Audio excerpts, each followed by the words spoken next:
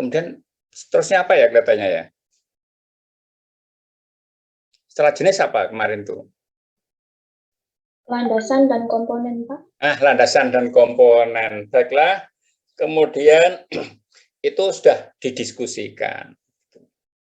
Terus kemudian bagaimana supaya kalau saya itu tahu bahwa saudara telah memahami itu. Nah, di situ kan ada mengkomunikasikan secara efektif, gitu ya?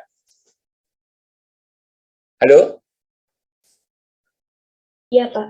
Iya, mengkomunikasikan secara efektif di situ kita harus berkreasi.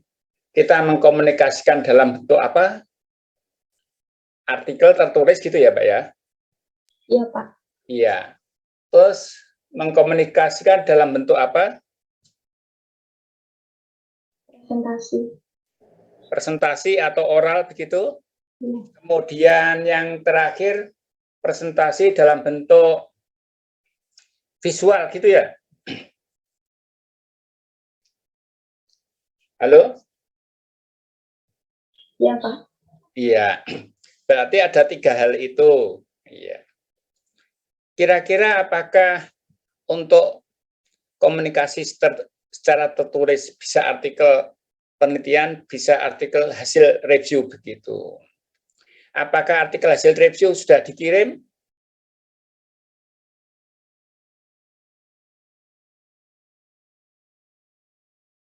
Namanya diskusi pasti ada laporan kan? Ini sudah dikirim. Apakah sudah dikirim? Belum, Pak. Belum, ya toh? Harus dikirim. Terus selain written, tertulis kemudian presentasi dalam arti YouTube yang berisi apa namanya penyajian tentang konsep dasar, kemudian yang berisi pengertian, fungsi, jenis, landasan dan komponen kurikulum. Apakah sudah dikirim YouTube-nya? Belum, Pak. Belum, ya toh. Terus saudara pernah melihat poster? Apakah sudah pernah melihat poster, lomba poster? Udah pernah lihat. Iya, poster. Kira-kira konsep dasar tentang konsep dasar kurikulum bisa dibuatkan poster enggak ya kira-kira?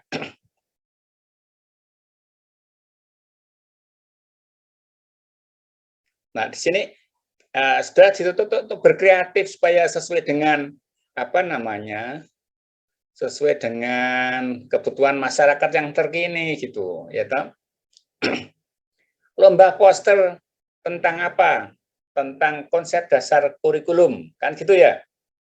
Nah, dalam satu halaman, nah di situ membuat gambar yang isinya menceritakan konsep dasar kurikulum, gitu kan? Yang berisi apa namanya? Pengertian, kemudian apa? Udahlah bahannya sama persis, tapi yang satu bentuk tulisan, yang satu bentuk presentasi, yang satu bentuk visual gambar. Kira-kira itu yang membuat kita itu kreatif. Lah mau diapakan? Ya toh?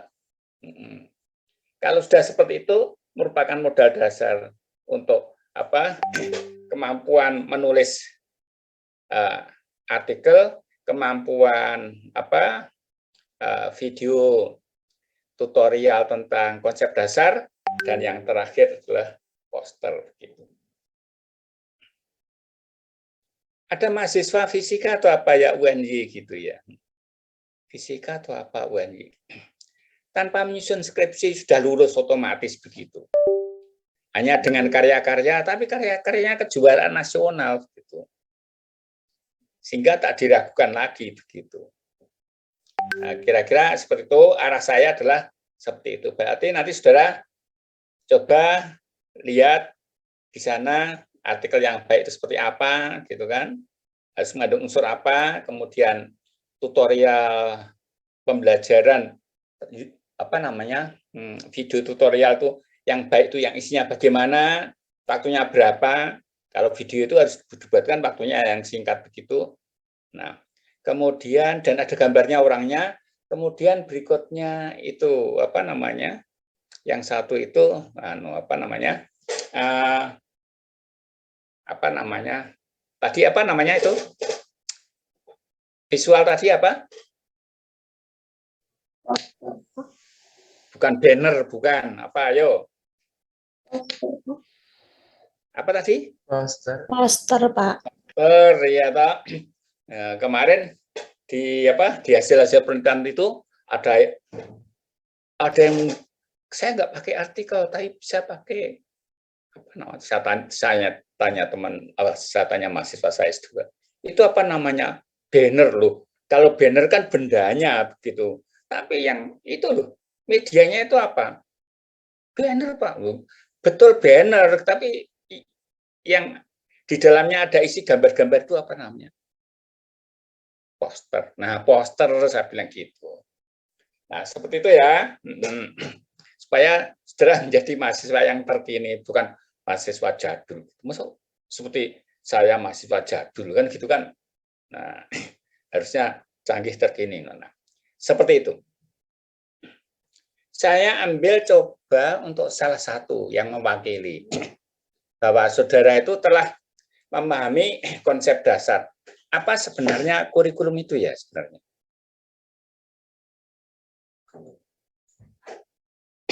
Sebelum kita lanjut ke pengembangan, kan berarti kita harus tahu ya, sederhananya kurikulum itu apa?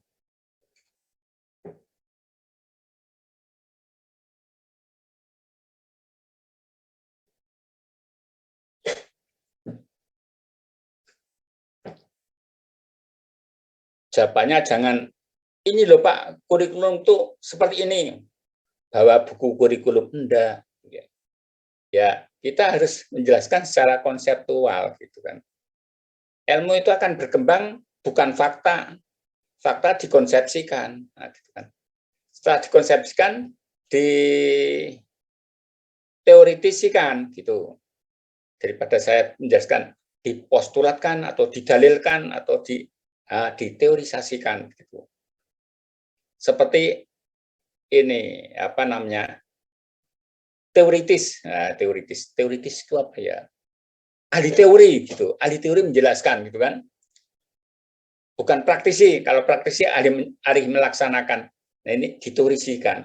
Ayo kita ambil satu orang yang mewakili supaya kita itu maju ke pengembangan nanti itu sudah mantap gitu. Ngerti loh bahwa kurikulum itu apa.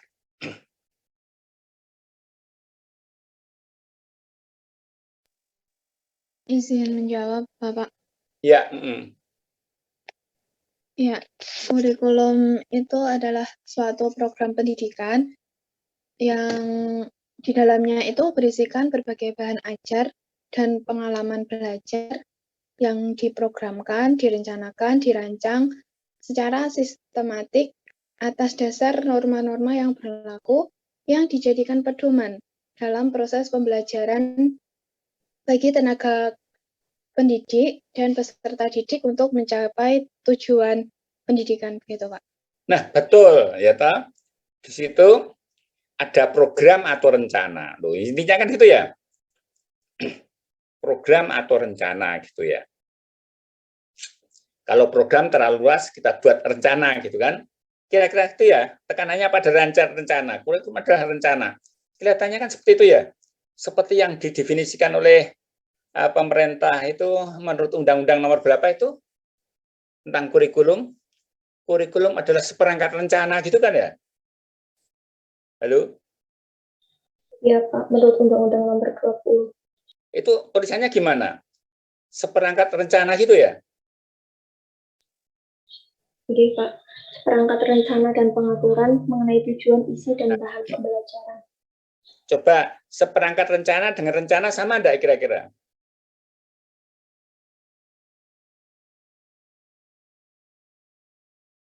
Kalau kita sederhanakan menjadi rencana, boleh enggak ya gitu ya? Oke, saya katakan rencana. Rencana apa di situ?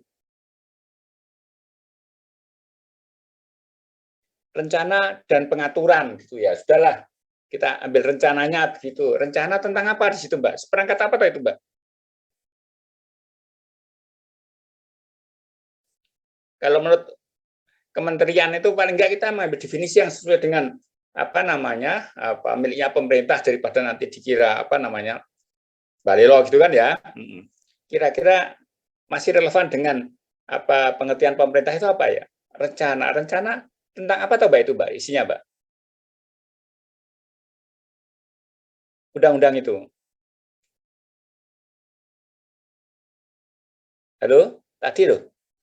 Mbaknya yang merupakan Tujuan, rencana tentang apa Mbak? tujuan, isi, dan bahan pelajaran, Pak. Ya, jadi kurikulum itu merupakan rencana atau kalau sulit untuk memahami ya seperangkat rencana ya disederhanakan rencana gitu kan. Dan pengaturan rencana pengaturan lah gitu ya toh. Disingkat itu supaya kita mudah main. Rencana pengaturan. Pengaturan apa? Komponen. Loh, gitu ya. Itu tujuan, rencana pengaturan tujuan. Terus apa lagi? Tujuan terus apa lagi tadi? Isi dan bahan pelajaran, Pak. Isi dan bahan pelajaran ya toh. Isi itu sama dengan saya katakan isi itu materi ya itu ya. Atau mata pelajaran ya toh. Jadi rencana tentang tujuan mata pelajaran, bahan ya toh, bahan terus apa lagi Mbak itu Mbak? Setelah bahan apa tadi? Serta cara, Pak. Serta cara ya toh. Jadi cara itu ada dua, cara mengajarkannya, cara menilainya kan gitu. Nah, ya toh, yang dapat digunakan guru dalam mencapai tujuan pembelajaran atau pendidikan. Kira-kira gitu enggak ya? Kita ringkas-ringkas sendiri, seringkas-ringkasnya gitu, supaya kita mudah memahami. Kalau enggak kita hafalan untuk apa? Nah, gitu. Jadi kurikulum adalah rencana. Rencana tentang tujuan. Nah, gitu kan? Isi itu tak ganti mata pelajaran. Rencana. Jadi kalau kurikulum SMK bagaimana? Yaitu rencana ya, tentang tujuan. Tujuan apa? Tujuan SMA-nya itu apa? Nah, gitu kan. Terus mata pelajarannya apa? Gitu kan? Isi itu tak anggap mata pelajaran. Kemudian berikutnya adalah bahannya apa? Materinya apa? Gitu kan? Nah, setelah itu metodenya, gitu kan? Metode itu dijadikan satu kok. Jadi, metode mengajar dan metode penilaian, gitu kan? Nah, rencana tentang tujuan tadi mata pelajaran atau isi, bahan, terus kemudian satu lagi metode gitu. Di situ 4 toh, ya. Rencana tentang 4 hal atau 5 hal gitu ya, yang dijadikan pedoman guru untuk menyelenggarakan pendidikan dalam mencapai tujuan. Jadi, yang dijadikan guru dalam mencapai pedoman dalam mencapai tujuan. Ya sudah diringkas seperti itu. Latihan mensintesis, kalau nggak mensintesis, kamu nggak dapat apa-apa. Temannya sudah dapat jauh ya toh. Nah, kalau kamu pahami seperti apa adanya, ya, kepalanya bisa meledak, gitu kan? Nah, seperti itu. Kenapa orang yang kepalanya kecil-kecil itu kok bisa memahami dengan baik? Karena dia bisa mengkompres, gitu kan? Mengkompres. Oke. Jadi intinya bahwa kurikulum itu adalah rencana. Nah, gitu kan. Rencana yang dijadikan rencana yang dapat digunakan guru untuk mencapai tujuan pendidikan. Nah, seperti itu kira-kira. Gitu. Kita pahamkan, ya toh. Jangan sampai kita jadi orang yang tidak paham. Nah, saya itu dulu dipesan ahli. Kalau ngajar itu meaningful learning gitu ya, si Ausubel gitu. Not bio teaching gitu ya. Jadi jangan ngajarkan bio gitu kan. Nah, oke, jadi harus menggunakan kalimat sendiri begitu kan. Setelah rencana itu kemudian timbul pertanyaan. Rencana tadi digunakan oleh siapa Mbak rencana tadi? Digunakan oleh guru, gitu kan. Dalam pembelajaran mencapai tujuan ya. Nah, berarti rencana tadi itu dijadikan pedoman guru. Nah, untuk melaksanakan pembelajaran mencapai tujuan. Timbul pertanyaan, apakah kurikulum yang rencananya tadi pedoman, apakah dapat digunakan oleh guru di sekolah begitu? Nah, untuk dapat digunakan guru di sekolah, maka rencana tersebut, nah itu kan kurikulum kan ringkas, harus dikembangkan, loh, begitu loh. Nah, maka topik berikutnya ini berisi tentang pengembangan kurikulum. Isinya tentang pengembangan kurikulum. Kalau di bahasa aslinya itu development of kurikulum, gitu kan, atau kurikulum development, gitu. Kira-kira seperti itu. Nah, gitu kan. Saya menulisnya itu kok terlalu spesifik di situ. Prosedur harusnya di situ isinya pengembangan kurikulum yang di dalamnya ada prosedur, gitu kan. Merancang, mengembangkan, melaksanakan, dan mengevaluasi. Ini secara garis besar ya, begitu ya. Baiklah, tadi saya ngirim buku. Buku itu kelihatannya menceritakan tentang kurikulum, kemudian bagaimana merencanakan dan proses merancang pembelajaran. Gitu. Memang kurikulum itu sebagai dasar untuk merancang pembelajaran. Ya. Pembelajaran itu harus dirancang. Saya tak lihat tadi bukunya yang mana atau di situ ya. Lihat kurikulum. Tadi bukunya ini referensi, oke. Oke, saya tak stop. Saya akan share screen. Nah ini. Kemarin saya tuh terpana gitu. Terpana itu artinya apa ya?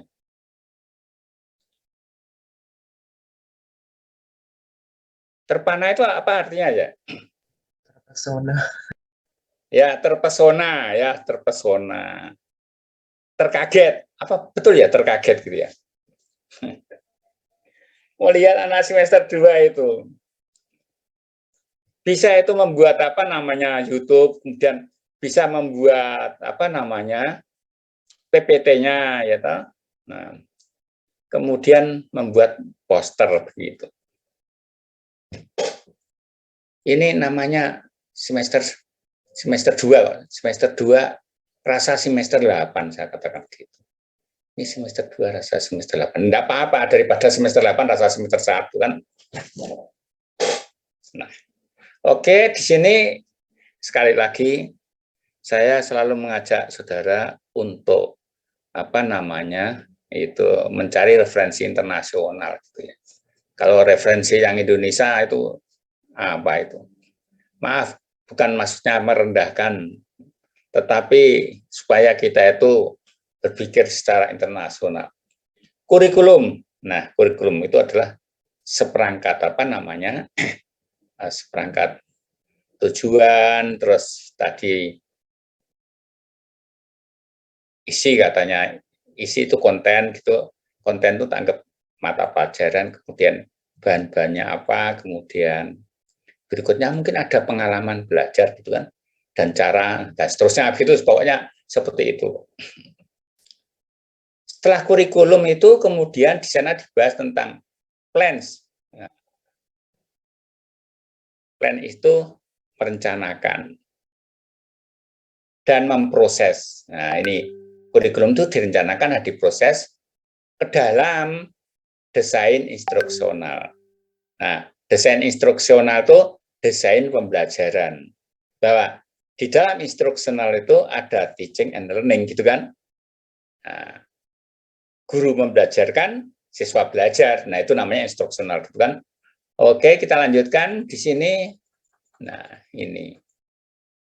Nah, dalam perspektif internasional gitu kan, siapa tahu di antara saudara ada bakat-bakat yang cemerlang kan gitu. Saya nggak boleh menganggap saudara sama seperti saya gitu kan. Kalau saya kan orang kuno gitu kan. Nah, siapa tahu saudara memang generasi Z atau generasi apalah gitu yang cemerlang gitu. Nah, terus kalau yang nggak cemerlang ya nggak apa-apa gitu kan.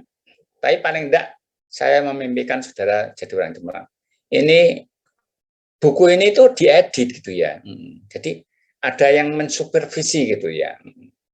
Namanya Sil, Norbert M. Sil dan Sane. Ini kelihatannya orang mana ya? Orang India yang ada di Netherlands mungkin.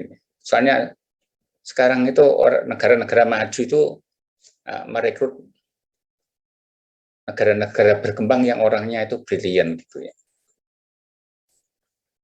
Nah ini, terus isinya apa toh ini? Nah isinya, tak tunjukkan isinya saja nanti biar saudara itu berusaha untuk memahami. Ini tentang editornya kalau nggak percaya. Introduction, nah desain instruksional, rencana pembelajaran, rancangan pembelajaran, dan pengembangan kurikulum. Kurikulum yang ada, yang dibuat itu, nah gitu kan, itu harus dikembangkan supaya dapat dilaksanakan. Untuk mengembangkan butuh perencanaan pembelajaran gitu. Kira-kira seperti ini. Ini ada landasan teoritis tentang belajar dan pembelajaran. Jadi belajar itu apa gitu? Ada teorinya gitu. Masing-masing teori menjelaskan yang berbeda begitu. Terus kemudian berikutnya ada inovasi. Nah, inovasi, desain, pembelajaran, dan teknologi. Nah, jadi teori-teori pembelajaran tersebut itu, nah, dan teori-teori belajar dan pembelajaran tersebut itu kemudian diadakan inovasi. Inovasi itu penyempurnaan gitu ya, penyempurnaan yang lebih baru bila dibandingkan sebelumnya gitu. Dan tentunya penyempurnaan itu lebih baik daripada sebelumnya gitu kan. Tentang apa? Desain instruksional dan penggunaan teknologi. Nah ini. Nah, supaya sudah punya mimpi-mimpi. Nah ini. Lingkungan belajar yang kompleks. Lingkungan belajar itu tidak sederhana ya. Ada berbagai komponen lingkungan belajar gitu. Dia menjelaskan gitu. Kemudian menghubungkan teori belajar. Teori belajarnya bagaimana, kemudian rancangan pembelajarannya bagaimana. Terus teknologi yang digunakan bagaimana. Buku ini memang tahunnya itu tahun 2000-an. 2000-an itu 2004 lah gitu ya. Tetapi paling tidak kita itu bisa mengacu pada ini gitu loh ya. Kalau cari yang baru ya ada, tapi kan saya harus mengeluarkan dolar gitu untuk beli gitu kan. Nah, kalau gaji dosen untuk beli bisa gitu ya. Tapi kan saya perlu menghemat kan gitu ya, menghemat. Selama bisa enggak beli, kenapa harus beli kan gitu ya. Tapi orang yang enggak mau beli itu namanya orang penakut gitu ya. Berarti saya penakut kehilangan uang gitu kan. Nah, soal itu. Nah, saya tuh kalau kuliah S3 dulu sudah borong-borong buku gitu kan. Teman saya tuh ngirit-ngirit itu ya. Nah, beasiswanya bisa untuk beli mobil, saya enggak hanya dapatnya buku. Setelah dia lulus pakai mobil itu saya, loh ini kok punya mobil. Iya ini beasiswanya turah, biaya dan lain turah tuh kemudian beli ini. Saya kok enggak turah ya. Nah, kamu untuk apa? Untuk beli-beli ini buku-buku gitu. Nah, terobsesi. Terus sekarang saya harus konservatif ini ya. Mengeluarkan uang penting tidak kan gitu. Kemudian berikutnya adalah ini. Nah, gitu. Coba salah satu terjemahkan. Dela ini terjemahkan gimana nomor 2 itu. Kita santai-santai aja gitu kan. Sambil dadani ya. Coba yang nomor 2 itu terjemahnya bagaimana? Mbak Dela.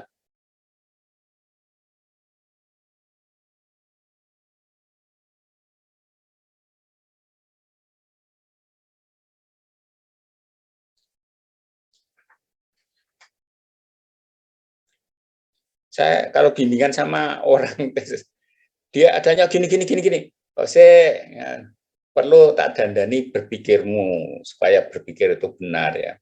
Selama berpikirmu masih seperti itu, mesti salah. No. Kepengen cepet baik gitu kan, tapi salah. Gitu kan.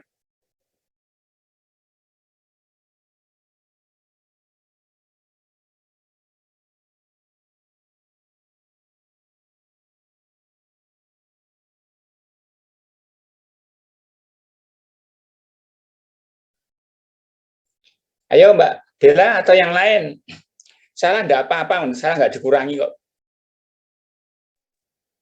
Ya, izin menjawab, Pak. Iya. Nomor 2 itu lingkungan belajar yang berpusat pada teori, kemudian desain instruksional, kemudian efek atau dampak begitu, Pak. Betul. Jadi lingkungan belajar yang berpusat pada model gitu ya. Jadi center itu berpusat pada model. Jadi lingkungan belajar yang bagaimana toh gitu kan? Loh, kita membelajarkan harus menggunakan lingkungan toh di situ ya.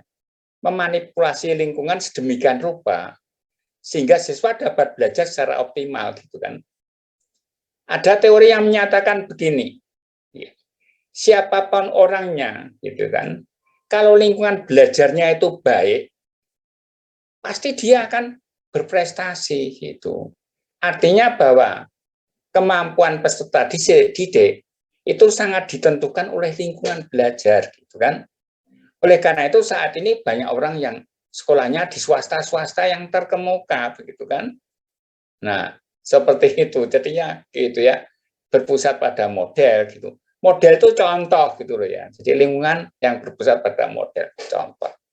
Mbak Dela itu merupakan salah satu model mahasiswi pendidikan akuntansi ya. Contoh gitu kan. Kemudian ini judulnya, kemudian anaknya. Nah, anak judul tentang teorinya bagaimana, desainnya bagaimana, dampaknya bagaimana gitu. Kalau sudah ngerti seperti itu, wah akan ini apa? Rasa ingin tahunya tinggi begitu. Orangnya rasa ingin tahunya tinggi itu, wah pasti berprestasi begitu kan? Berprestasi untuk dirinya gitu kan? Sukses. Saya juga punya teman gitu. Ini belum selesai ini, bacanya ini belum selesai sampai pagi begitu. Baru selesai begitu satu artikel gitu. Nah, tapi orangnya sekarang sukses begitu. Kalau mau begitu. Nah, tapi jangan ikuti saya orang yang termasuk tidak beraninan. Kalau nanti sampai pagi berarti kurang tidur, apa ya akibatnya kesehatan saya? Jadi tidak mau tombok terhadap kesehatan. Jadi di situ adalah yang dibahas tentang teorinya bagaimana. Nah, setelah ada teorinya, kemudian berikutnya bagaimana rancangannya pembelajaran dan bagaimana efek itu hasilnya itu bagaimana, dampak itu hasil gitu. Kemudian berikutnya, nah Pak Dianto itu kan ceritakan tentang daftar isi toh, ya enggak apa-apa. Kalau ceritakan semuanya kan, yang diceritakan kan yang gede-gede toh. Lebih baik memberi uang pada orang itu adalah 1 lembar tapi ratusan ribu daripada ya toh, daripada kira-kira ratusan ribu daripada 1 lembar lebih baik daripada 10 lembar ya tapi ribuan gitu kan. Nah, seperti itu. Terus di sini epistemologi ya, development, berarti perkembangan epistemologi ya. Epistemologi itu apa ya? Ilmu tentang cara gitu kan. Tentang cara. Logical itu berarti kata sifat ya. Tentang cara, perkembangan tentang cara di situ. Unimplicit entailment. Nah, entailment itu apa ya? Cakupan atau apa ya di situ ya? Nah, eksplisit tentang lingkungan belajar yang konstruktif. Nah, lingkungan belajar ternyata macam-macam ya. Iya, wong teorinya macam-macam. Ada kalau teorinya behaviorisme, berarti lingkungan belajarnya behavioristik. Nah, kalau konstruktisme, lingkungan belajar konstruktivistik, dan seterusnya begitu. Dan berikutnya yang 4 sudah dijelaskan tentang bagaimana meningkatkan, ya toh, promoting itu meningkatkan deep science learning. Nah, meningkatkan pembelajaran sains yang mendalam, deep itu mendalam. Terus melalui apa di situ? Penalaran berbasis kasus gitu kan. Nah, itu. Ritual and practice. Ritual itu kebiasaannya bagaimana dan bagaimana. Dan terusnya adalah anak sebagai perancang pembelajaran. Loh, yang rancangan guru ya, tapi sekarang sudah ditingkatkan. Anak juga bisa diajak merancang, sehingga setiap belajar anak merancang sendiri, branching, questioning, tanya jawab, evaluation, dan seterusnya. Nah, kemudian berikutnya adalah bagian yang kedua, pengembangan kurikulum. Setelah dikembangkan, berikutnya adalah bagaimana rancangan instruksionalnya dan bagaimana teknik penyampaiannya, teknologi penyampaiannya. Gitu ya. Yang pengembangan kurikulum masih saya bahas ya. Ini masih bagian saya gitu. Yang desain instruksional nanti bagiannya Bu Maryati begitu. Ya. Saya tidak memaksa Bu Maryati untuk pakai buku ini, tidak gitu. Dosen diberi kebebasan, dia mau pakai buku apa terserah gitu kan. Tapi rasanya kalau saya untuk mengajarkan pakai buku yang lama itu kelihatannya kok apa ya, kurang menantang, kurang menarik gitu ya. Masa berangkatnya lewat bagi gitu kan. Masa pulangnya lewat bagi, lewat Kartosuro kan gitu ya. Kalau berangkatnya lewat Kartosuro, pulangnya berarti lewat mana kan gitu ya. Nah, selalu bervariasi itu. Kemudian berikutnya adalah ini. Ini kalau menerjemahkannya gimana ini ya kira-kira? Ayo Mas Jian. Mas Jian tuh orangnya kelihatan diam tapi pintar bahasa Inggris tuh. Ikut saya lihat dia ikut pada waktu persiapan AKAS itu. Ayo Mas, ini gimana terjemahannya Mas tuh? Butir 6 Mas tuh.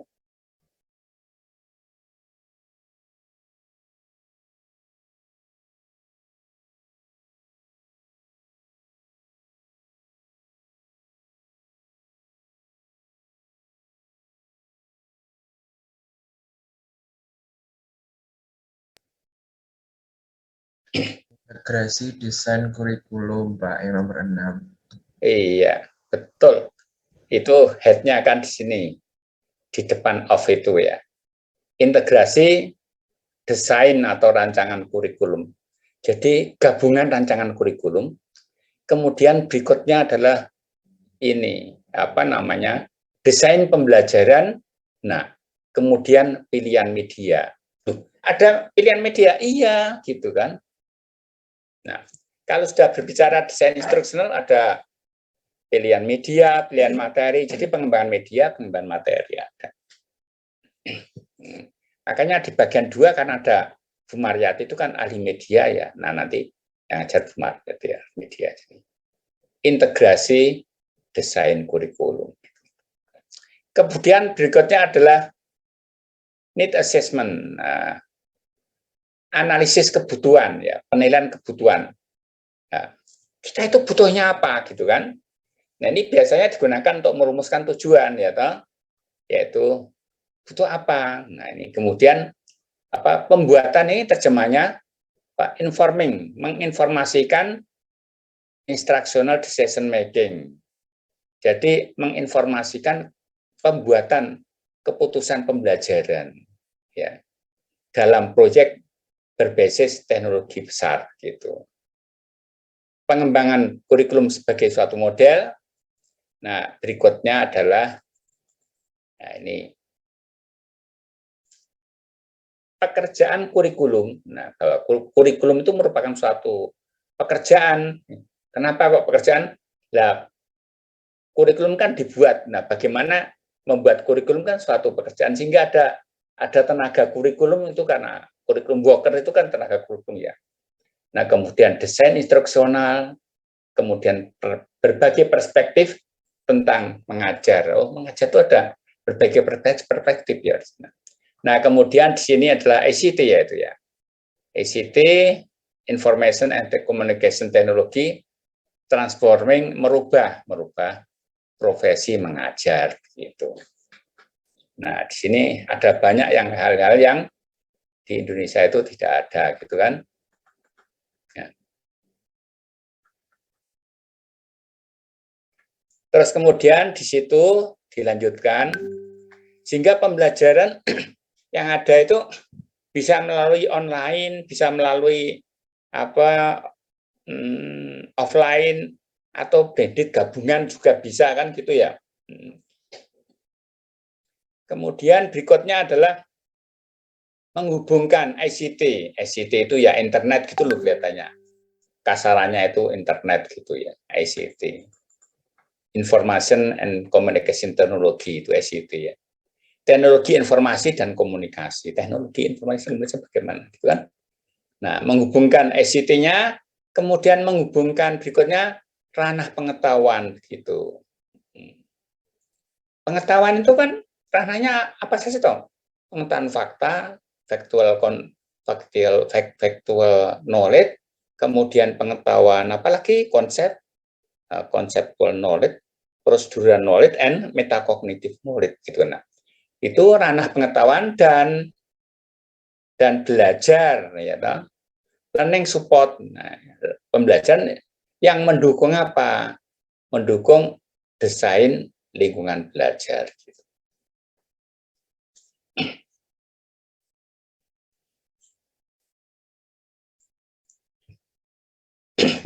Saya pernah cerita sama teman-teman gitu.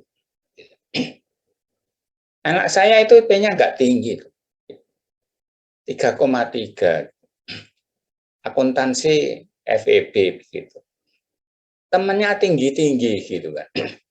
Nah, temannya tinggi-tinggi 3,8, 3,9. Dilalai orang itu, anak saya itu IP-nya itu nggak tinggi ya, 3,3. Kalau tak biarkan anak saya bersaing dengan teman-teman yang IP-nya tinggi, mesti kalah. Sudah kalah begitu ya, sudah. Golek gawean wis ora iso, kangelan gitu. Karena apa?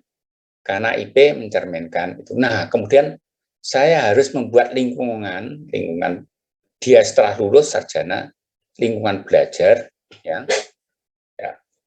yang kondusif sehingga bisa loncat melebihi teman-temannya yang IP-nya tinggi. Di rumah saya pasang WiFi, ya, WiFi-nya yang kencang, gitu kan. Kemudian lingkungannya dia saya cari untuk kursus gitu, yang kaitannya dengan mempermudah pembelajaran bahasa Inggrisnya, gitu kan. Baik kursus yang ecek-ecek yang dia sukai gitu kan. Dia sukanya ecek-ecek kok kursusnya itu. Nah, namanya IP-nya sekian itu kan kursus ecek. Tetapi seperti itu langsung saya backup kursus yang tinggi gitu kan. Nah, kalau langsung tinggi, yang ecek-ecek enggak, dia itu biasa itu yang kursus ecek-ecek. Gitu. Terus kemudian lingkungan belajar yang ada sajennya kan gitu ya, makanannya semua buku saya sediakan begitu. Pokoknya tidak bisa ninggali apa-apa. Nah, kemudian loncat, dia itu bisa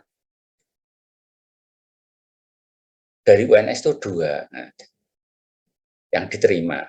Jadi 2 dari UNS termasuk dia, yang 1 kumlot, yang dia itu 3,3. Jadi lingkungan belajar harus didesain seperti itu, didesain gitu ya.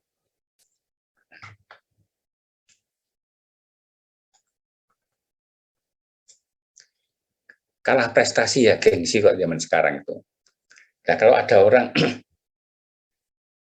wah gede gagah dhuwur ganteng tapi prestasinya rendah ya orang dianggap kok gitu kan. Nah ini adu gengsi gitu. Terus kemudian berikutnya ya, iso yo IP 3,3 kok ngalahke sing kumlot-kumlot bisa no ya. Siapapun orangnya gitu, jangankan orang ya apa namanya makhluk lain cemplung ke lingkungan itu mesti pinter no. Nah, kita lanjutkan untuk berikutnya. Kalau kurikulum sudah, terus kemudian teknologi pengembangannya sudah, maka timbul pertanyaan, gitu. Nanti sistem penyampaiannya bagaimana, kan itu ya? Ya. Apa ekspositoris, apa heuristik, gitu kan? Nah, ini sistem penyampaiannya itu. Terus kemudian ICT-nya bagaimana? Information dan communication teknologinya. Dan kemudian medianya bagaimana? Nah, ini. Terus dibahas tentang apa? Penggunaan informasi yang ganda. Tidak hanya buku, tetapi juga berbagai hal yang dapat dijadikan narasumber. Begitu kan ada. Menggunakan ICT ya, yang multiple, tidak hanya satu saja, gitu kan. Nah, terus kemudian berikutnya prinsip desain instruksional, ini nanti yang bahas Bu Mariati, dan adaptasi, adaptivity, ya itu lingkungan belajar yang open, nah lingkungan belajar yang terbuka begitu. Mungkin itu dikatakan distant ya, gitu kan. Dan berikutnya ini, nah seterusnya, bla bla bla bla. Ada belajar berbasis kasus dan penyelesaian masalah dalam sistem pembelajaran berbasis web adaptif gitu. Sampai sini ya, ini pembelajaran berbasis kasus begitu. Nah, tetapi yang kita bahas di sini adalah yang pengembangan begitu ya. Pengembangan mana tuh pengembangan? Pengembangan kurikulum mana ini? Bagian berapa tuh pengembangan kurikulum? Nah, development of curriculum development. Gitu. Oke, kira-kira itu dipelajari. Kemudian berikutnya timbul pertanyaan. Setelah kemarin saya contohkan kurikulum itu sudah ada, kurikulum sudah ada. Kurikulum yang kita gunakan tuh kurikulum berapa ya kira-kira kemarin tuh?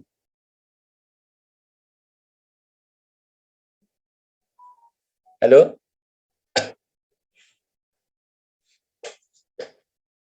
Kurikulum 13 atau kurikulum 20? 13. Atau kurikulum Kurikulum 13, Pak. Kurikulum 13. Kurikulum 13 itu merupakan pengembangan kurikulum KTSP 2006. Kurikulum KTSP merupakan pengembangan dari kurikulum berbasis kompetensi KBK tahun 2004 dan seterusnya begitu, ya kan? Jadi bahwa kurikulum yang ada itu merupakan pengembangan dari kurikulum sebelumnya begitu. Karena kurikulum sebelumnya itu dianggap dievaluasi begitu, dievaluasi. Kurikulumnya sebelum dievaluasi menghasilkan bahwa hasil kurikulum sebelumnya itu tidak memenuhi kebutuhan masyarakat. Nah, itu. Oleh karena itu, maka kurikulum sebelumnya itu harus disempurnakan, dikembangkan menjadi kurikulum yang sesuai dengan kebutuhan masyarakat, yaitu kurikulum 13 begitu. Selain itu apa? Mungkin ada pergeseran filosofi. Filosofi yang terkini juga diperbaiki. juga pergeseran psikologi, nah gitu. Ada temuan-temuan psikologi baru, maka psikologi tersebut ikut memberikan suatu pertimbangan bahwa pembelajaran harus dilaksanakan demikian, dan seterusnya. Jadi kesimpulannya adalah bahwa kurikulum itu harus dikembangkan.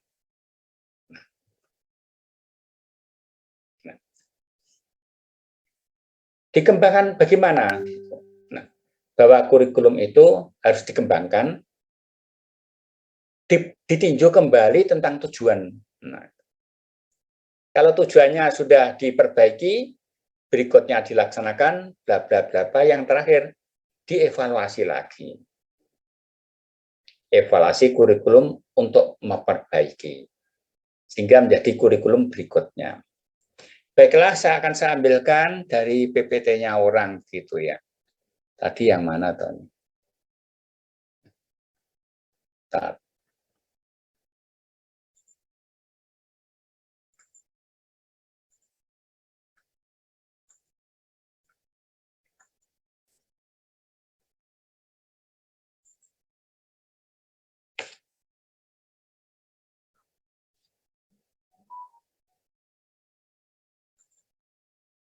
Oh, kok di sini? Oke, ada kurikulum ini. Oke.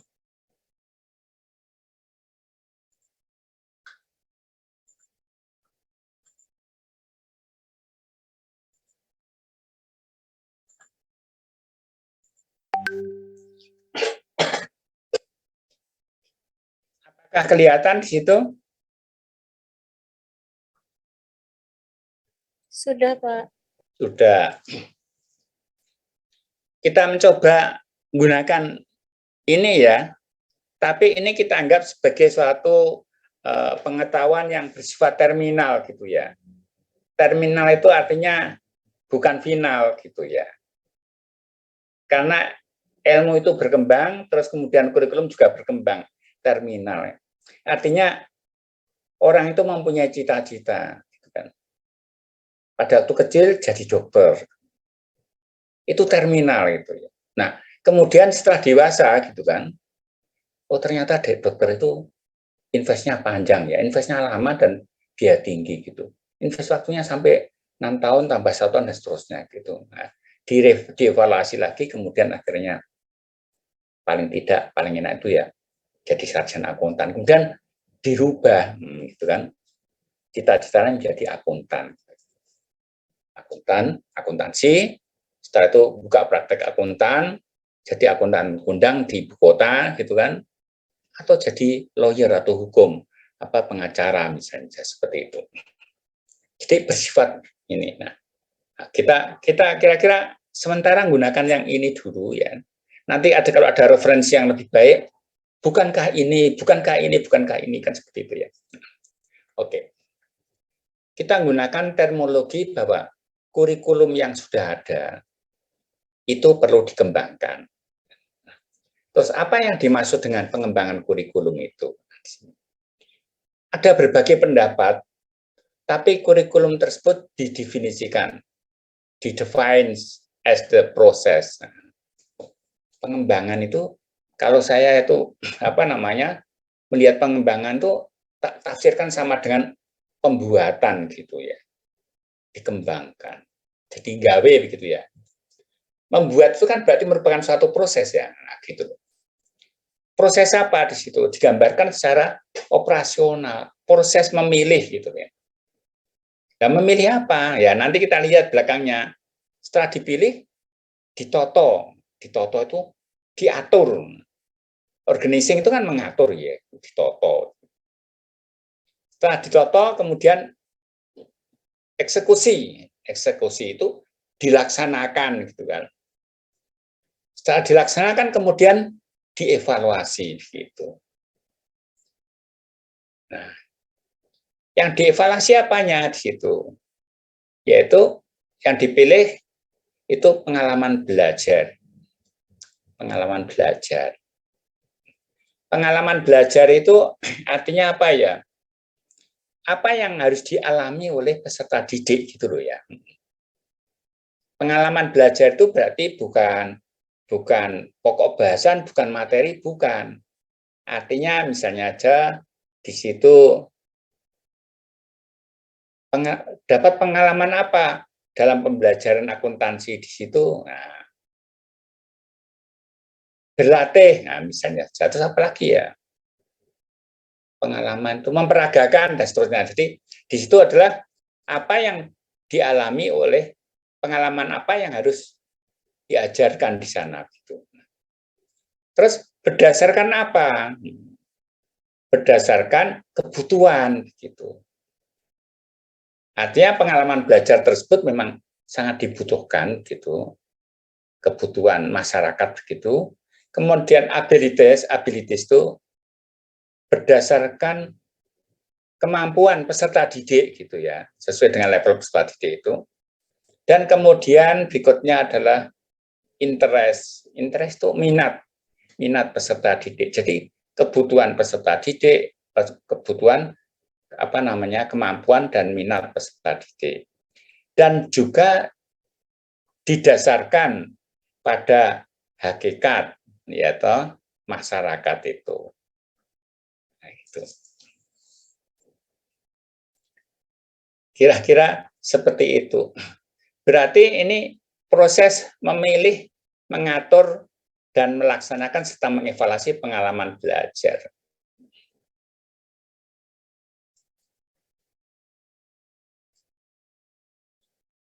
Geser Pak Dianto, pengalamannya apa? Mendengarkan ceramah, gitu kan? Nah, menjawab pertanyaan, nah, mengerjakan tugas. Mosok itu sih kan gitu kan. Nah, pengalaman belajarnya apa? Pengalaman belajar saintifik gitu kan. Mengamati gitu. Setelah mengamati, merumuskan pertanyaan, menyusun hipotesis, melakukan eksperimen, mengkomunikasi hasil eksperimen. Nah, misalnya seperti itu, nah itu pengalaman. Kira-kira seperti itu.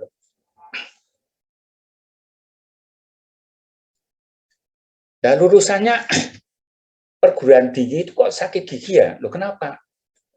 Kalau seminar nggak pernah tanya, nggak pernah memberikan masukan, hanya diem saja gitu. Nah, itu mungkin pengalaman dulu pada waktu perkuliahannya mesti ada yang nggak benar ini kan gitu ya.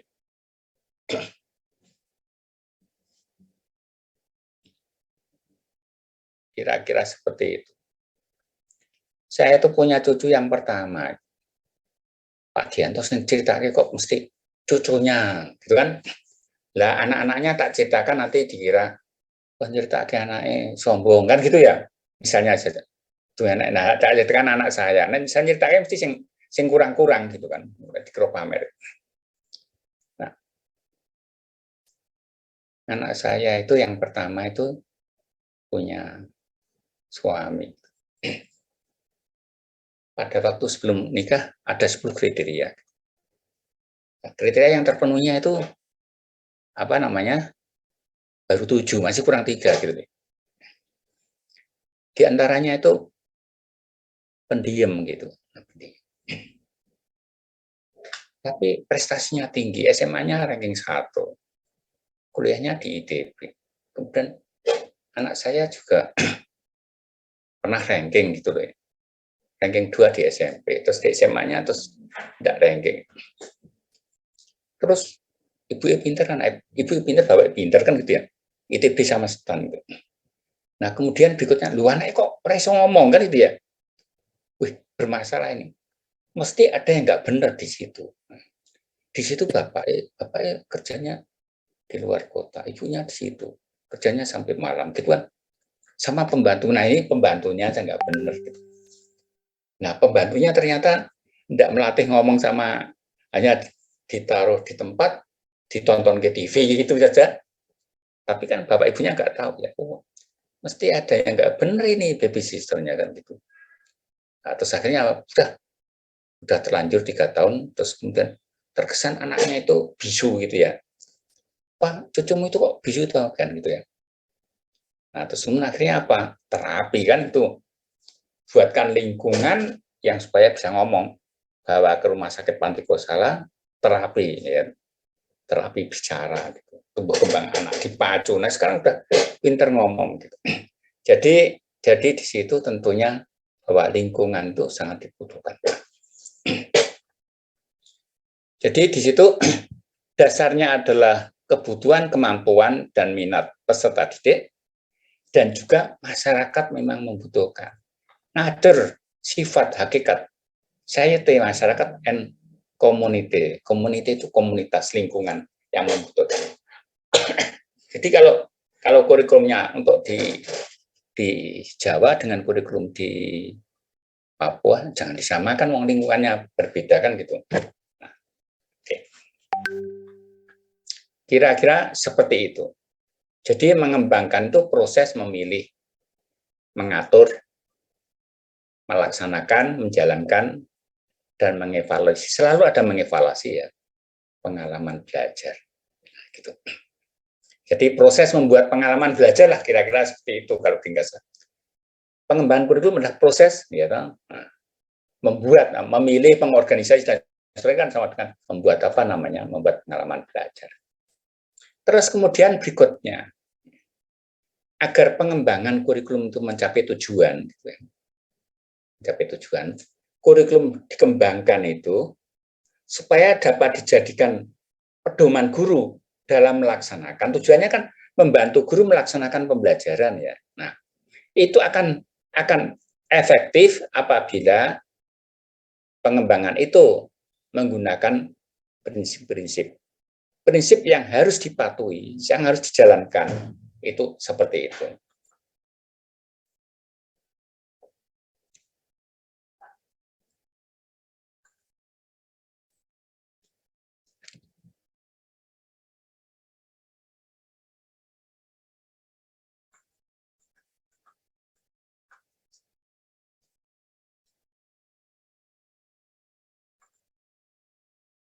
Kira-kira apa?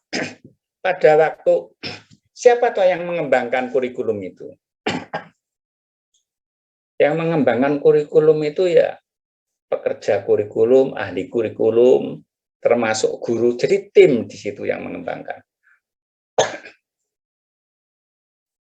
Yang pertama itu prinsip konservatif, prinsip hati-hati, bahwa di dalam mengembangkan kurikulum tersebut itu harus hati-hati dalam memilih, mengorganisasi, dan mengevaluasi pengalaman.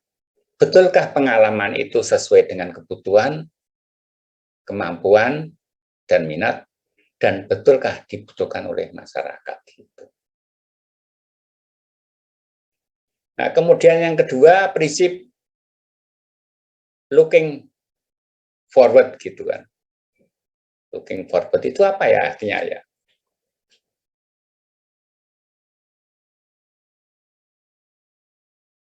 Forward itu apa ya artinya ya kira-kira Mas Sian itu? Istilahnya terkini itu apa? The forward looking principle.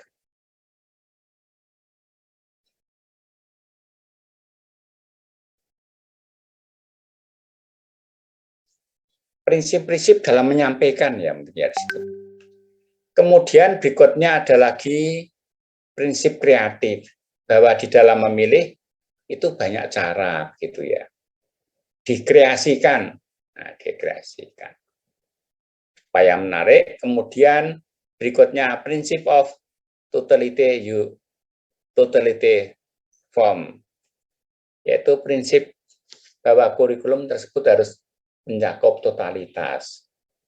Totalitas apa ya di situ? Sebagai suatu kesatuan gitu. Kemudian ada prinsip activity, artinya bahwa dalam kurikulum, pengembangan kurikulum tersebut harus menggunakan harus apa ya di situ prinsip bahwa pembelajaran itu harus menekankan pada aktivitas. Ya. Berikutnya bahwa kurikulum tersebut prinsipnya harus mempersiapkan peserta didik untuk hidup di dalam masyarakat, ya menjadi anggota masyarakat yang produktif itu. mempersiapkan anak untuk bisa hidup. Artinya bukan mempersiapkan anak untuk menjadi orang yang pasif, penganggur, begitu kan? Nah, harus menjadi orang yang produktif. Kemudian prinsip menghubungkan dengan kehidupan, bahwa mata pelajarannya, bahan pembelajarannya itu harus dengan berhubungan dengan kebutuhan di lapangan, begitu. Kurikulumnya itu harus berpusat pada anak, gitu. Anak. Jadi bagaimana anak itu dapat mengembangkan kompetensinya, begitu. Terus prinsip integrasi, terpadu, dan berkaitan, begitu. Kemudian berikutnya adalah komprehensif, menyeluruh, gitu kan, dan seimbang. Ya, bahwa materi pembelajaran itu harus seimbang.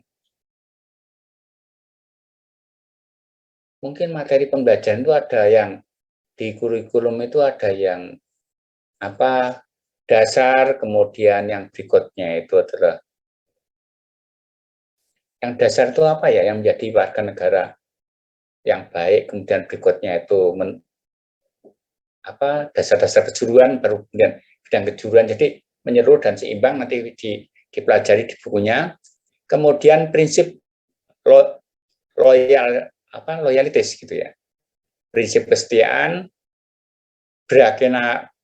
beraneka ragaman, variete, dan fleksibel, sesuai dengan keadaan pelaksanaan, menghubungkan dengan kebutuhan masyarakat, menghubungkan dengan kehidupan sosial, kebebasan, dan seterusnya sampai ke di sini. Prinsip-prinsip yang terakhir, prinsip-prinsip karakter building, bahwa kurikulum harus membangun karakter yang baik. Nah, selanjutnya bahwa untuk mengembangkan kurikulum tersebut,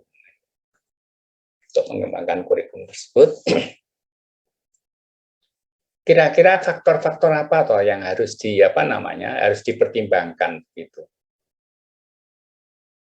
Di kurikulum 13 dan yang lain juga seperti itu. Di sini tulisannya kok pendidikan nursing. Nursing itu apa ya? Nursing itu nurse itu apa ya? Perawat ya, perawat ya. Perawatan. Memang di artikel-artikel di situ kok banyak yang didominasi bangsanya nursing gitu ya. Perawat gitu. Berarti bidang perawatan itu lebih maju ya, begitu. Seperti itu. Nah, walaupun pendidikan perawat, tapi juga bisa dipinjam atau digunakan pada pendidikan pada umumnya. Gitu kan. Nah, yang pertama adalah filosofi pendidikan perawat. Bahwa pada dasarnya pendidikan perawat itu bagaimana gitu. Filsafatnya pendidikan perawat itu bagaimana. Kalau di tempat kita ya kita ganti. Pada dasarnya filosofi pendidikan pada dasarnya itu bagaimana ya. Mendidik anak menjadi manusia seutuhnya. Nah gitu kan. Ditambah akuntansi ya juga nggak apa-apa menjadi tenaga akuntansi yang seutuhnya gitu ya, yang punya cita rasa dan karsa atau kognitif, afektif, dan psikomotorik gitu. Kurikulum 13 menggunakan filosofi kok. Dan ada alirannya banyak ya, ada perennialis dan seterusnya gitu. Setelah itu apa? Jadi pada waktu menentukan tujuan pendidikan, ya, tadi kan seperangkat tujuan begitu kan, tujuan itu filosofinya yang digunakan. Terus kemudian berikutnya, pada waktu kita membelajarkan peserta didik begitu, kita kan menggunakan metode, media begitu. Nah, metode dan media dan materi itu kira-kira dampaknya pada psikologis peserta didik bagaimana? Nah, maka di situ kita harus menggunakan psikologi pendidikan gitu. Baik dalam hal penyampaiannya maupun dalam tingkat apa namanya? Tingkat kemampuannya gitu. Apakah untuk mengajarkan peserta didik waktunya 3 jam atau 5 jam, itu menurut psikologi bagaimana? Nah, gitu kan. Oh, kalau SD keberatan belajarnya lama-lama ya cukup 3 jam misalnya saja. Kalau SMP 6 jam, SMA dan seterusnya gitu. Itu kaitannya beban psikologis gitu. Tetapi kaitannya dengan apa? Tentang kaitannya dengan cara membelajarkan gitu, apa enggak menggunakan psikologi pendidikan, bahwa pembelajaran harus dimulai dari yang mudah ke yang sulit gitu kan, yang sederhana ke kompleks, itu kan psikologi pendidikan kan itu. Pembelajaran harus continuous, tidak boleh putus-putus kan gitu. Nah ini kan konsep-konsep psikologis itu digunakan dalam menyusun kurikulum atau mengembangkan. Kemudian faktor masyarakatnya gitu.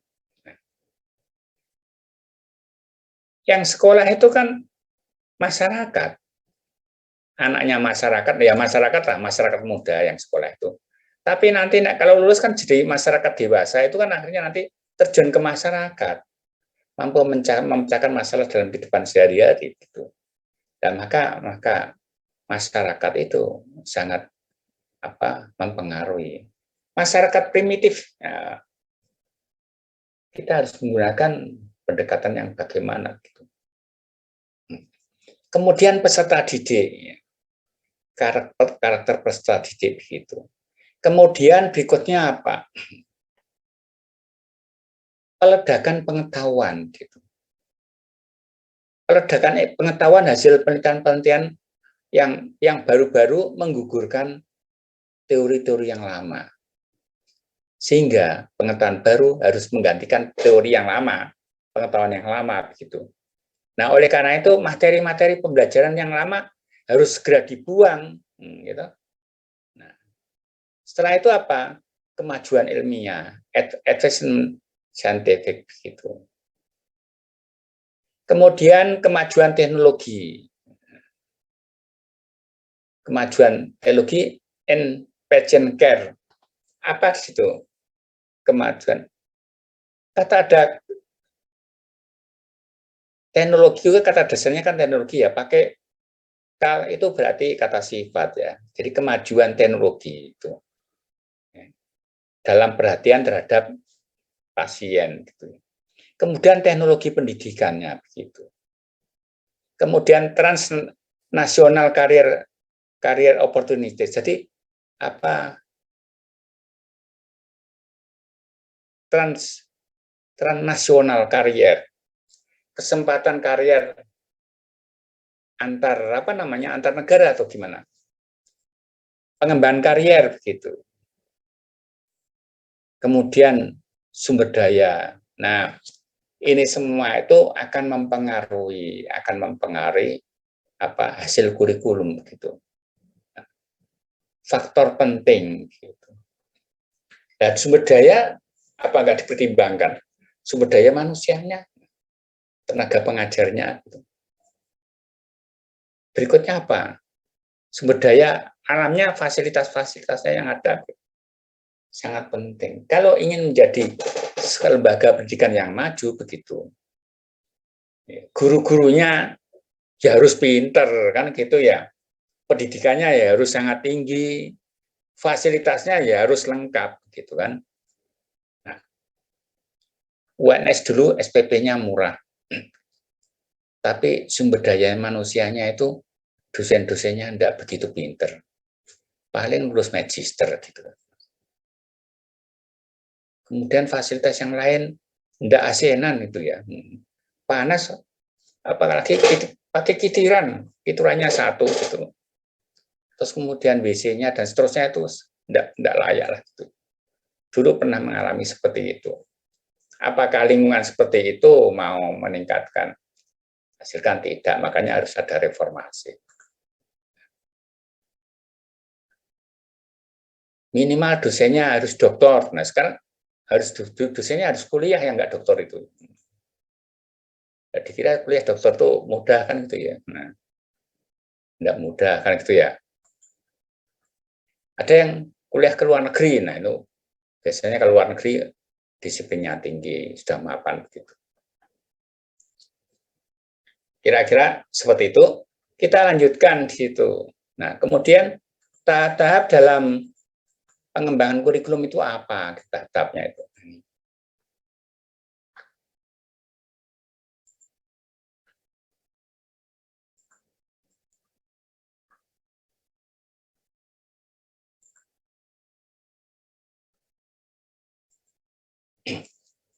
Tahap-tahapnya itu seperti apa atau dalam pengembangan kurikulum?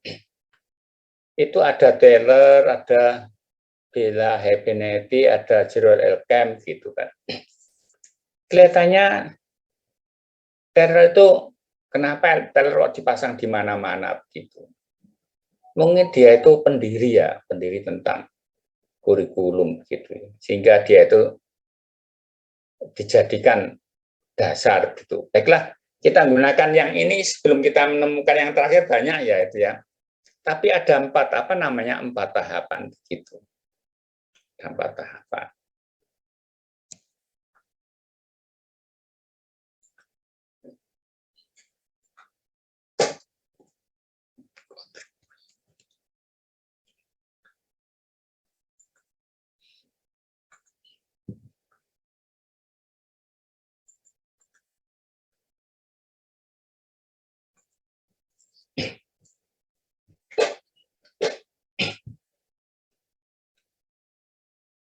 Taylor itu dipengaruhi kelihatannya Taylor itu kan rumusannya ini kan mesti dipengaruhi di mana kehidupan Taylor berada. Enggak mungkin dia kok duduk seperti dapat wahyu gitu kan, enggak ya. Pada saat itu kelihatannya ada revolusi industri di barat, time and motion study begitu. Bahwa setiap kegiatan gitu kan, nah, manajemen ilmiah Frederick Winslow Taylor. Setiap kegiatan itu harus dimulai dengan tujuan gitu. Nah, tujuan. Sehingga Taylor juga terwarnai. Yang pertama adalah merumuskan tujuan pendidikan. Kalau kurikulumnya SMA, maka tujuan pendidikan SMA itu apa? Nah, tujuan pendidikan SMK itu apa? Tujuan pendidikan SMP itu apa gitu kan. Nah, tujuan pendidikan itu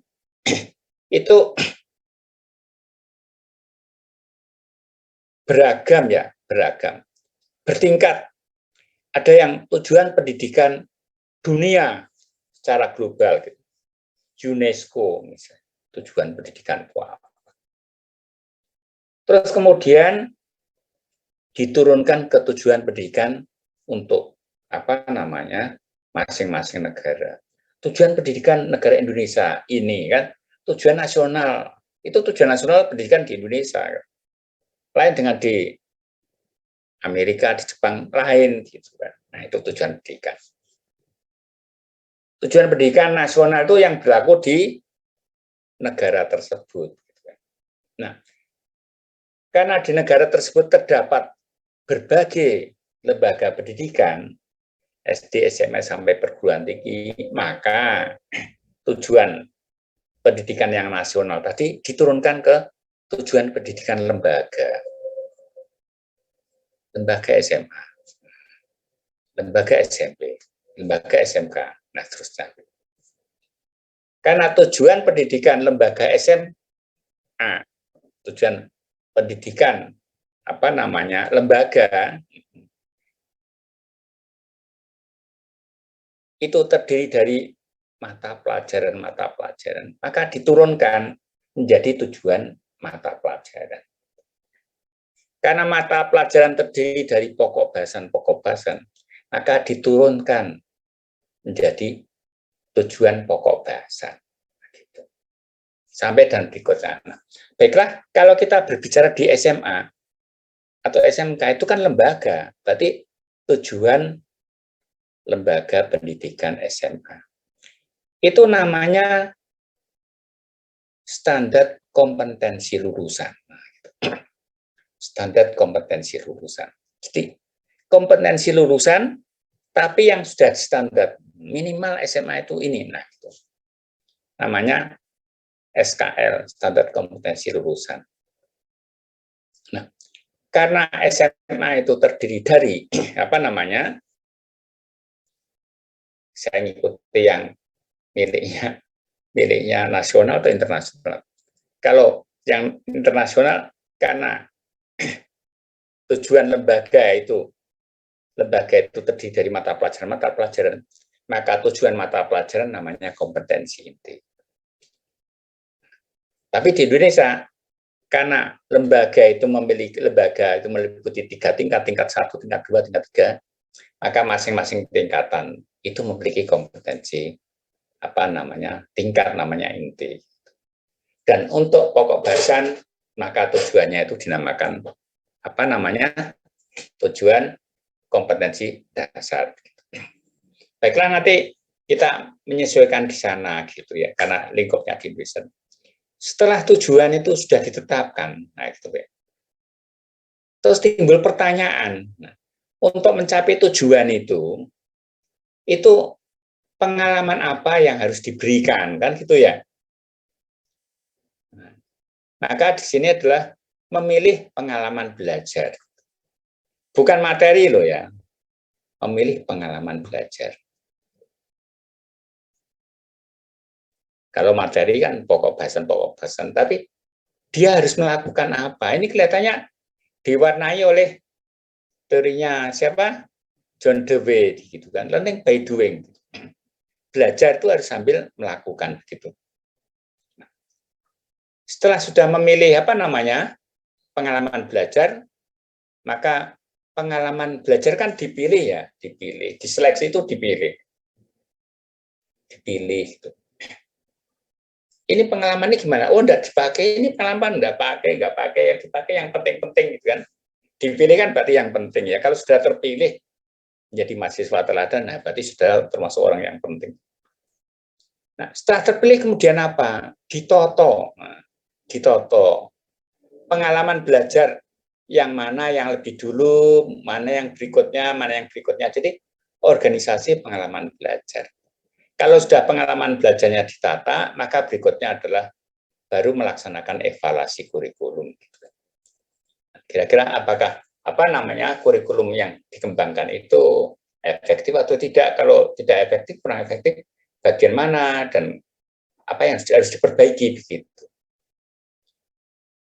Itu seperti itu. Kenapa kita menggunakan Rapeller gitu? Bukan kita menggunakan misalnya Daryanto gitu kan. Daryanto memangnya dia peneliti kan gitu. Daryanto itu siapa?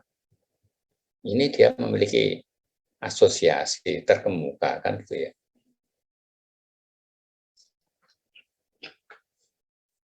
Saya dulu tuh pernah jadi orang, kalau di kuliah sih kalau di tingkat kuliah itu saya itu lulus tercepat memang. Ranking 2 itu memang.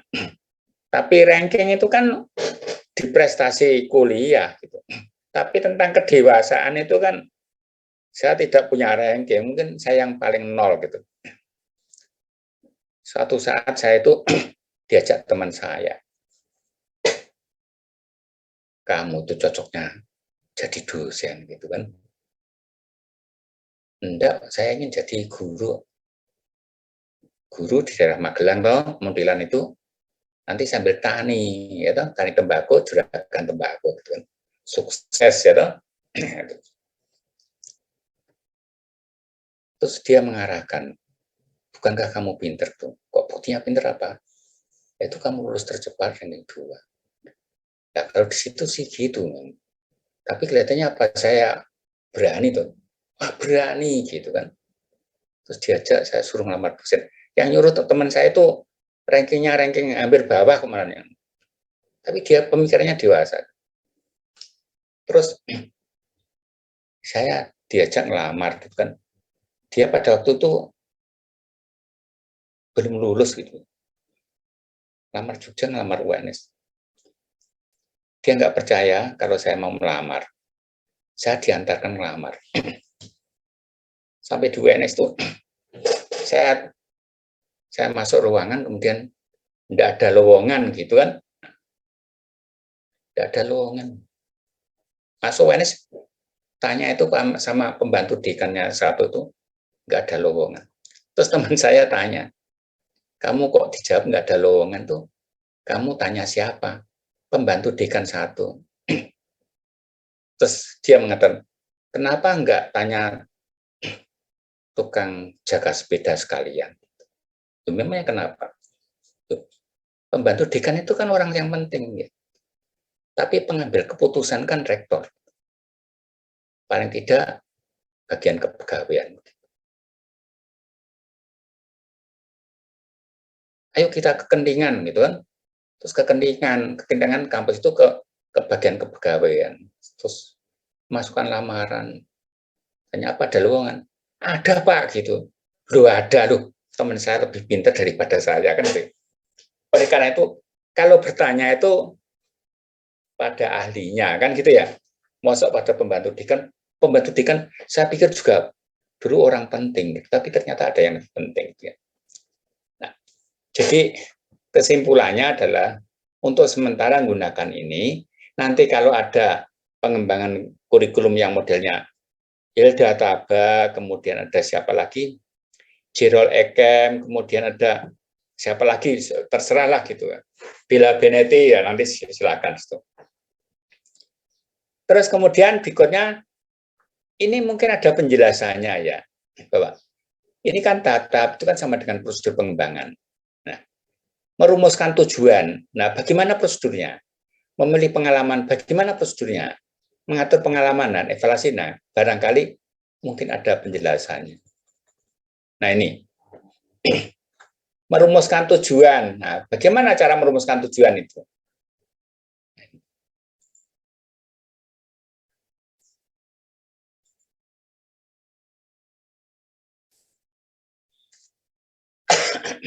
Bapak, untuk merumuskan tujuan pendidikan, itu tidak hanya merumuskan tujuan saja, gitu kan. Seperti kurikulum 13 kan, dia membutuhkan data. Data yang dibutuhkan untuk merumuskan tujuan pendidikan. Objektif itu tujuan pendidikan. Tujuan datanya apa? Filosofi pendidikan itu, bahwa tujuannya pendidikan itu menurut filosofinya itu bagaimana. Nah, gitu. Menjadi manusia yang seutuhnya. Atau menjadi tenaga kerja. Atau menjadi skrup pembangunan gitu kan. Nah, itu kan. Makanya itu harus kita tahu filosofinya. Setelah itu berikutnya kita membutuhkan data. Masyarakat itu membutuhkan apa? Nah, gitu. Terus siswanya membutuhkan apa? Nah, ini semua data ini. Sumber daya yang tersedia dalam masyarakat, level tingkat kemampuan siswa, spesifikasi posisi dan seterusnya begitu. Nah, ini ada misalnya. Terus setelah sudah merumuskan tujuan, berikutnya tren ke depan. Nah, ke depan itu mau dibawa kemana? Setelah sudah, maka berikutnya kita akan memilih. Setelah data itu, kemudian kita akan memilih tujuan itu. Ini adalah kriterianya. Tujuan menyatakan dalam istilah perubahan yang diinginkan dari perilaku. Nah, gitu. Menyatakan perubahan. Nah, perubahan perilaku yang diinginkan. Jadi menyatakan dalam istilah perubahan perilaku. Mampu apa.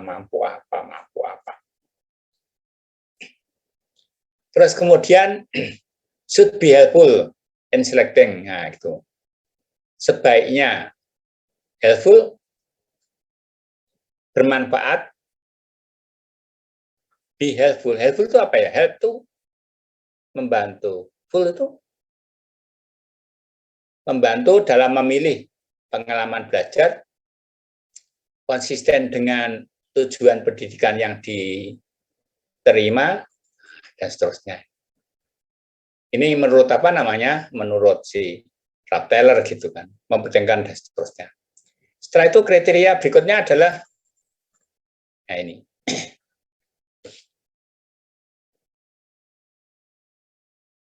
Seharusnya pelayani. Pelayani. Serve itu apa? Seharusnya sebagai bantuan untuk apa namanya? As a motivating factor for teacher as well as the student. Ini artinya apa ya?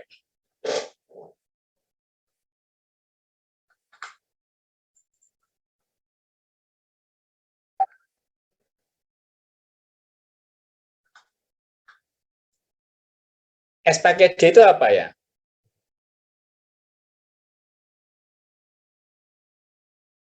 Should ya, seharusnya memberikan kontribusi pada ini.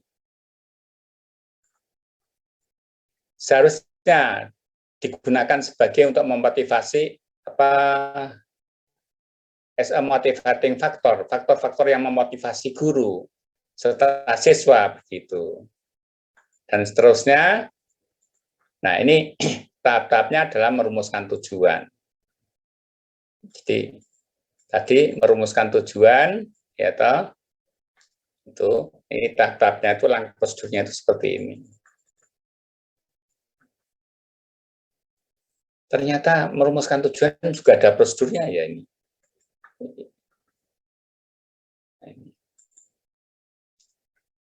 Tahap-tahap dan merumuskan tujuan itu.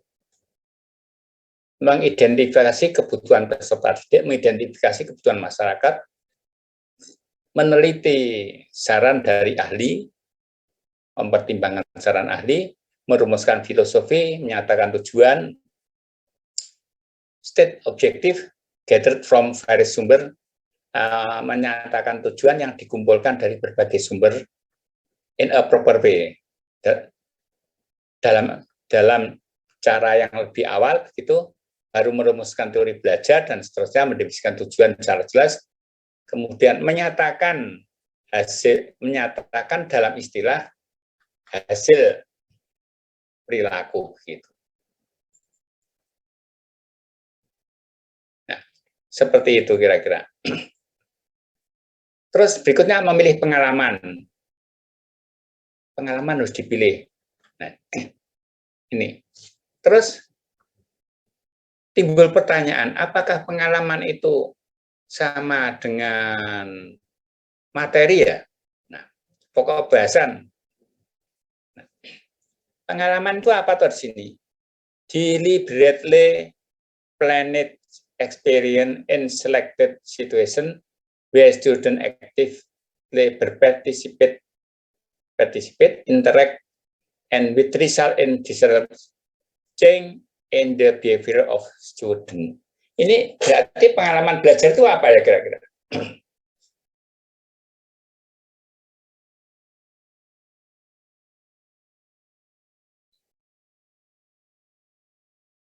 What is the meaning deliberately planned experience? Pengalaman yang direncanakan, gitu ya.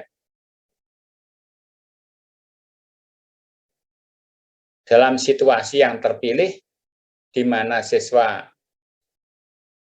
secara aktif berpartisipasi, berinteraksi, yang with result in desired change, yang mengakibatkan perubahan perilaku. Jadi ringkasnya adalah pengalaman belajar adalah pengalaman yang direncanakan dalam proses pembelajaran yang berdampak pada perubahan perilaku. Gitu.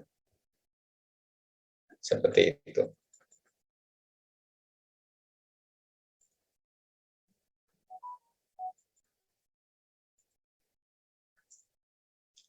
Nah, terus berikutnya apa? Berikutnya, pengalaman yang dipilih itu kan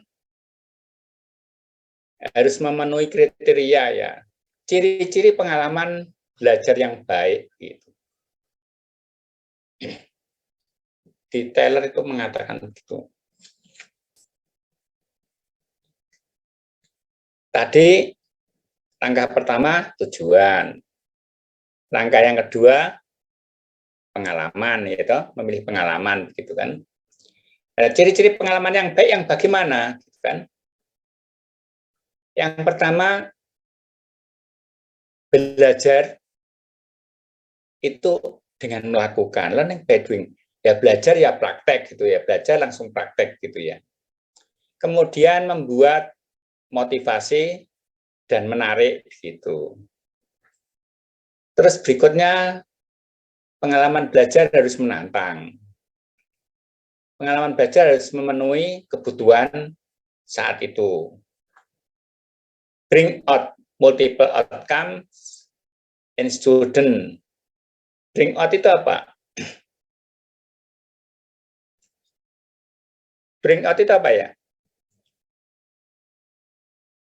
Memberikan hasil ganda pada siswa, membantu siswa untuk menguasai kebutuhan, pengetahuan, keterampilan, dan sikap yang dibutuhkan, dan seterusnya. Ini adalah ciri-ciri tentang pengalaman belajar yang ideal yang dibutuhkan gitu. Nah, kriteria dalam memilih learning experience itu adalah seperti ini. Pengalaman itu harus konsisten. Sebaiknya konsisten dengan filosofi dan tujuan gitu kan. Harus bervariasi, kesempatan untuk kegiatan sendiri, kesempatan untuk pengembangan berpikir yang mandiri, independent thinking, dan membuat keputusan berpikir tingkat tinggi kan di situ, dan seterusnya begitu. Setelah pengalaman, memilih pengalaman, berikutnya adalah pengaturan pengalaman belajar. Bapak, pengalaman yang belajar yang sudah dipilih itu di dalam kurikulum pengalamannya belajar seperti ini. Satu contoh tujuannya.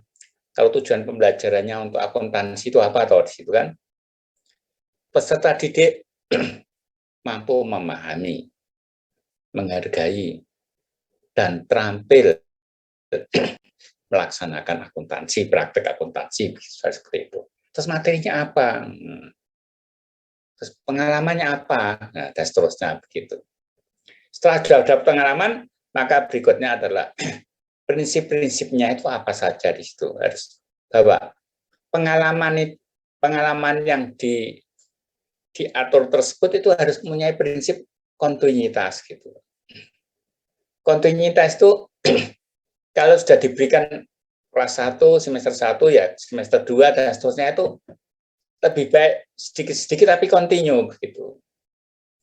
Terus mempunyai urutan dan terpadu antara yang pertama sampai yang terakhir begitu. Tidak lepas-lepas. Loh, ini mana sudah ada penjelasannya. Continuity artinya membangun setiap pengalaman once after another. Membangun setiap pengalaman satu pada yang lain gitu. Membangun, ada hubungannya. Konsep dasar akuntansi itu merupakan dasar untuk melaksanakan analisis transaksi. Analisis transaksi merupakan dasar untuk jurnal dasar untuk besar dan seterusnya itu. Building each experiment, membangun masing-masing pengalaman satu sama yang lain. Sequence, membangun suatu pengalaman over the other more deeply. Nah, membangun pengalaman yang satu itu semakin lebih dalam ada urutannya. Integrasi menghubungkan pengalaman untuk mendapatkan suatu kesatuan dan seterusnya. Nah, prinsip yang harus diikuti seperti itu. Nah, ini unsur-unsur atau elemen organisasi pengalaman belajar. bahwa pengalaman belajar itu harus ini. Yang pertama, teman-teman ya, grouping learning experience di bawah subjek leading. Jadi pengalaman-pengalaman itu harus dikelompokkan dalam suatu topik ya, heading subjek itu. Pengalaman-pengalaman ini dan seterusnya, persiapan master plan, penempatan pengalaman belajar dalam satu total kurikulum dan seterusnya. Nah, ini evaluasi kurikulum melibatkan penilaian dari filosofi lembaga, tujuan institusi, kemudian masing-masing kursus atau materi pelajaran, tujuan mata pelajaran, dan metode, dan seterusnya itu dievaluasi semua. Kira-kira seperti itu.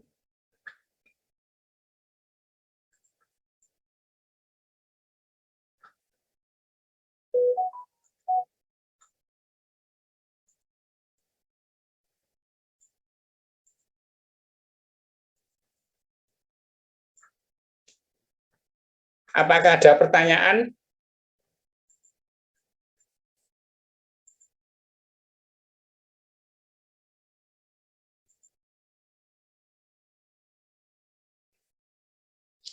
Apakah ada pertanyaan?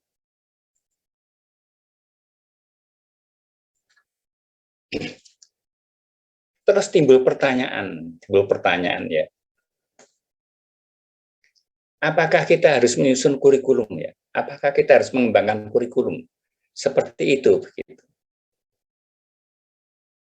Kira-kira bagaimana?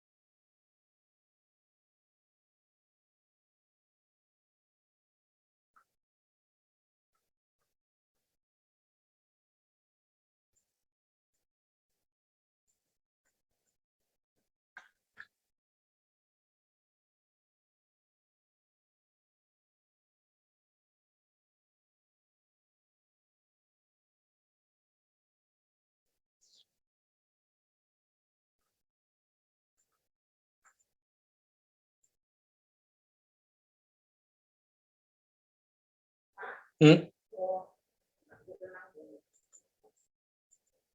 Ada.